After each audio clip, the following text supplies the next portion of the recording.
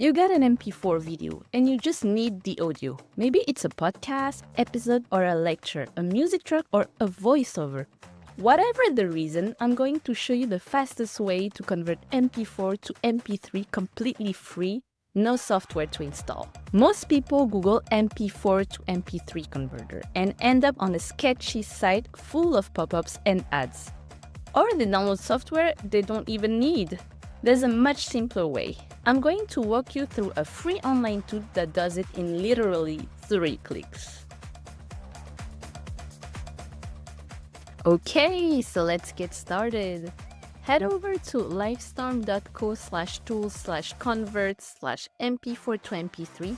So I'll drop the link below in the description.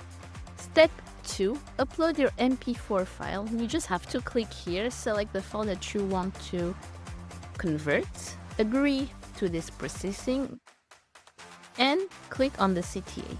What will happen here is that the tool will extract the audio track from your video and give you a clean MP3 file. Once this is done, you just have to click on download my MP3, and that's it. So it just works. No account needed, no watermark, no hidden fees. It works right in your browser. On Mac, Windows, Chromebook, whatever you're using. Now there's a lot of converter out there.